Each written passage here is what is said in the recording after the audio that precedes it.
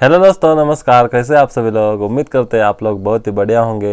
मेरा नाम है पैडी मेरा नाम है आदिनाथ। और आज हम जिस वीडियो पर रिएक्शन करने वाले हैं वो काफ़ी एक्साइटिंग वीडियो होने वाला है और इसका टाइटल है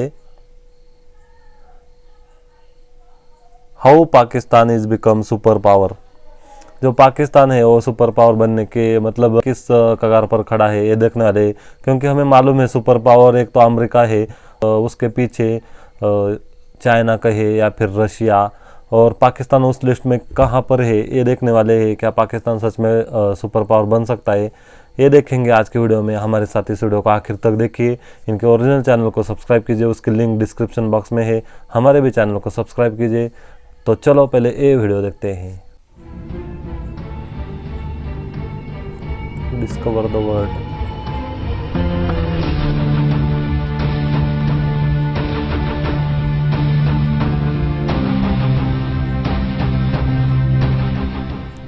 अस्सलाम वालेकुम दोस्तों, मैं हूं माजिद मलिक और डिस्कवर द वर्ल्ड में आप सबको खुश आमदीद। नाज़रीन गिरामी, ये 250 साल पहले की बात है जब अंग्रेजों ने मैसूर पर हमला कर दिया। उस वक्त मैसूर में टीपू सुल्तान की हुक्मरानी थी, लेकिन अंग्रेजों की तादाद बहुत ज्यादा थी, इसलिए बज़ाहिर ये लग रहा था कि टीपू सुल्तान जल्द ही ये जंग हार जाएंगे। मगर फिर अचानक टीपू सुल्तान ने एक ऐसा हथियार निकाला जिसे अंग्रेजों ने पहले कभी नहीं देखा था, इसलिए वो इस रॉकेट के आगे बेबस हो गए। उस वाक़े के बाद कहा जाता है कि अपने हथियारों को खुफिया रखना भी बेहतरीन हिकमत अमली है, ताकि दुश्मन आपके हथियार का तोड़ना निकाल सके। यही वजह है कि आज पाकिस्तान ने भी अपने पास कुछ ऐसे खुफिया हथियार रखे हुए हैं जिनके बारे में बहुत कम मालूमात है।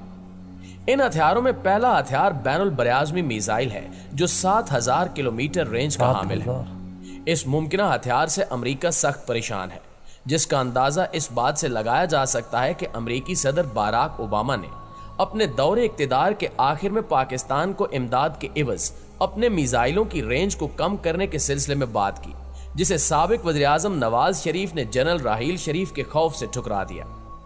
अमरीका की ख्वाहिश थी कि इमदाद के एवज पाकिस्तानी मिसाइलों की रेंज इस कदर कम कर दी जाए कि मिसाइल इसराइल तक भी ना पहुंच पाए, और इसी मुआहदे की बदौलत पाकिस्तान का बैनुल बरआज़मी मिसाइल प्रोग्राम भी खत्म हो जाता। लेकिन अमरीका की यह ख्वाहिश सिर्फ ख्वाहिश ही रह गई। पाकिस्तान का दूसरे नंबर पर खुफिया तरीन हथियार, दुनिया के सबसे छोटे एटमी हथियार को तस्वुर किया जाता है। 2009 में जनरल परवेज मुशर्रफ ने एक इजलास के दौरान अमरीकी ओहदेदारों के सामने हैरत अंगेज इंकिशाफ किया कि पाकिस्तान क्रिटिकल लिमिट से कम मिकदार में प्लूटोनियम को इस्तेमाल करते हुए एटमी हथियार बनाने में कामयाब हो गया है, जिस पर अमरीकी ओहदेदार सख्त परेशानी में मुब्तला हो गए। गो के परवेज मुशर्रफ ने अमरीकियों के सामने हालात की नज़ाकत को भांपते हुए इंकिशाफ तो कर दिया, लेकिन पाक फौज ने बाकायदा तौर पर कभी ऐसे खुफिया हथियार होने की तस्दीक नहीं की, और इस राज को आज भी खुफिया रखा जा रहा है। इसी तरह एक इंतहाई मोहतात अंदाजे के मुताबिक पाकिस्तान ने मुमकिना तौर पर चंद कमर्शियल तैयारों में ऐसी तब्दीलियां की हैं या करने का इरादा रखता है जिनकी बदौलत जरूरत पड़ने पर इनके जरिए किसी भी दुश्मन मुल्क पर हिरोशिमा या नागासाकी की तर्ज का एटमी हमला किया जा सकता है।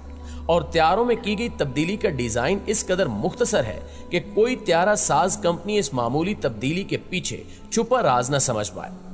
बज़ाहिर ये मन घड़त और धोखे पर मबनी लगती है, लेकिन तकनीकी तौर पर ऐसा बिल्कुल मुमकिन है। मगर यह भी याद रहे कि पाकिस्तानी इदारे इस खबर की तरदीद कर चुके हैं। इसके अलावा एक और मुनज़्ज़म अंदाजे के मुताबिक पाकिस्तान ने 2012 में हाइड्रोजन बम तैयार कर लिया था। Hydrogen bomb. अगरचे अभी तक हाइड्रोजन बम से मुतल्लिक फौज की जानिब से कोई बयान नहीं आया, लेकिन दुश्मन के दिलों में वहशत पैदा करने वाला यह हथियार खुफिया हथियारों की हमारी लिस्ट में चौथे नंबर पर आता है।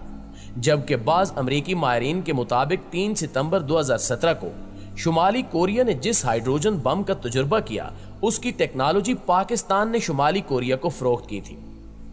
प्यारे साथियों, अब आपको बताते चलें कि टारपीडो ऐसा हथियार होता है जो जेरे समंदर आबदोज की तरह सफर करके समंदर में मौजूद किसी भी बहरी बेड़े या आबदोज को अपनी तबाही का निशाना बना सकता है।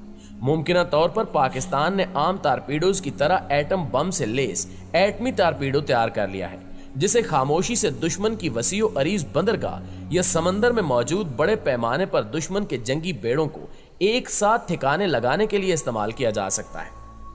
सोवियत यूनियन ने 1955 में न्यूक्लियर टारपीडो का कामयाब तजुर्बा किया था, जबकि पाकिस्तान के लिए इस किस्म का हथियार तैयार करना कोई मुश्किल काम नहीं है।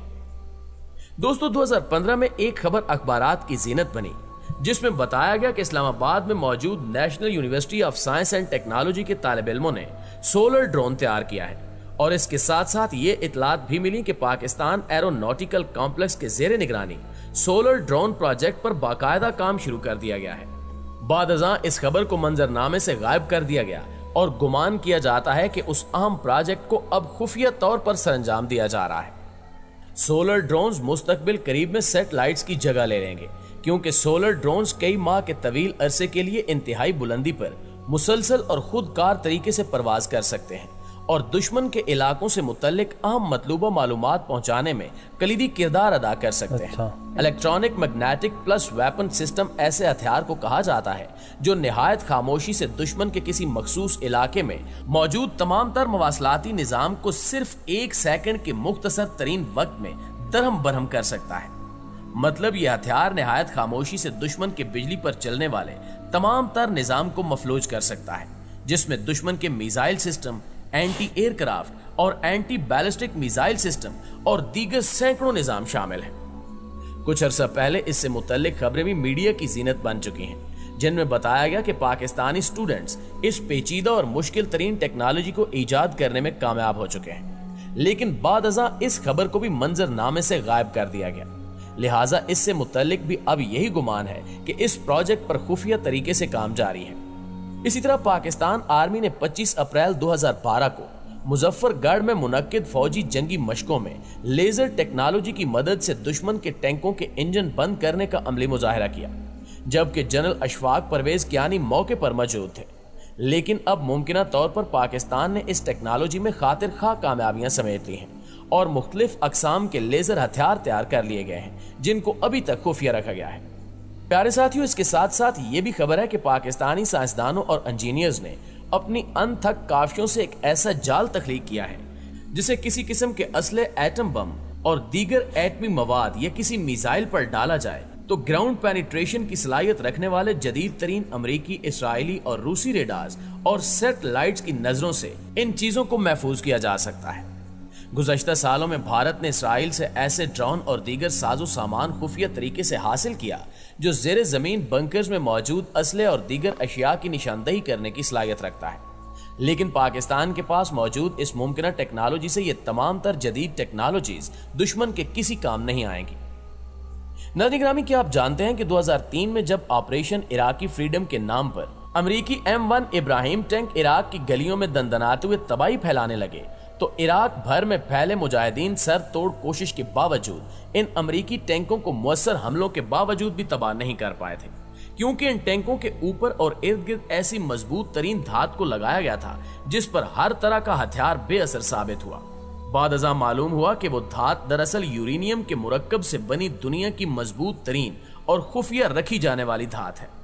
अब इतलात हैं कि पाकिस्तान आर्मी के ज़ेरे इंतजाम खुफिया लेबॉर्ट्रीज और रिसर्च सेंटर्स में इस धात को कामयाबी से तख्लीक कर लिया गया है, जबकि एक अंदाजे के मुताबिक दुनिया की सख्त तरीन धात होने की वजह से इस धात के टुकड़ों का इस्तेमाल पाकिस्तान के कई मिसाइलों के निचले हिस्से यानी रॉकेट बूस्टर के थ्रस्ट को कंट्रोल करने के लिए भी इस्तेमाल किया गया है और दूसरे हथियारों की तरह इस धात की तख्लीक और इसके इस्तेमाल को भी खुफिया रखा गया है।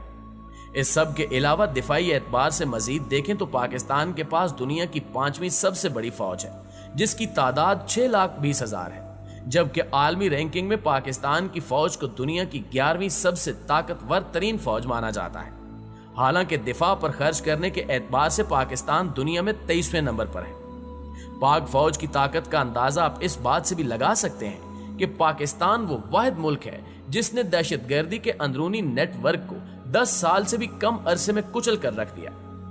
याद रखिए कि यही चैलेंज शाम, लीबिया, यमन और इराक को भी दरपेश था, लेकिन ये तमाम ममालिक इन खतरात से मुकाबला करने में नाकाम रहे और खाना जंगी का शिकार हो गए। इसी तरह अफगानिस्तान में अमेरिका और 70 मुल्कों का फौजी इत्तेहाद 17 साल में भी मुसल्लह ग्रोहों को शिकस्त नहीं दे सका।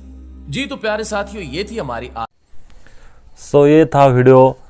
तो ये वीडियो हमने जिस चैनल से लिया है उसके चैनल को सब्सक्राइब कीजिए, लिंक हमारे डिस्क्रिप्शन बॉक्स में आपको मिल जाएगी। और आज का जो वीडियो है, क्या पाकिस्तान सुपर पावर बन सकता है, इस वीडियो में हमने देखा कि जो अमेरिका है, हमें पता है सुपर पावर है, अमेरिका के पास बहुत ताकत है और मतलब वो अपने जो आर्मी है उस पर भी खर्चा करते हैं, वहाँ के जो लोग हैं आवाम है सभी खुश रहते हैं।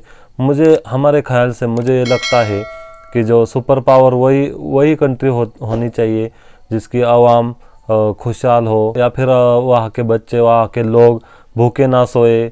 और इस वीडियो में यही आज का जो सुपर पावर का मुझे मतलब यही लगता है कि यही होना चाहिए कि जो वहाँ की जनता है, वहाँ के लोग हैं, वही खुशहाल रहे। बाकी सुपर पावर तो पाकिस्तान बन सकता है आगे, और इंडिया की बात की जाए तो इंडिया भी बन सकता है आगे। और इस वीडियो में हमने देखा कि उन्होंने सिर्फ जो मिसाइल से या फिर आर्मी है उसी के बारे में चर्चा की है। इनका फोकस सिर्फ जो वेपन्स है, नए नए वेपन जो पाकिस्तान आर्मी ने डेवलप किए हैं उसी के ऊपर इनका फोकस था।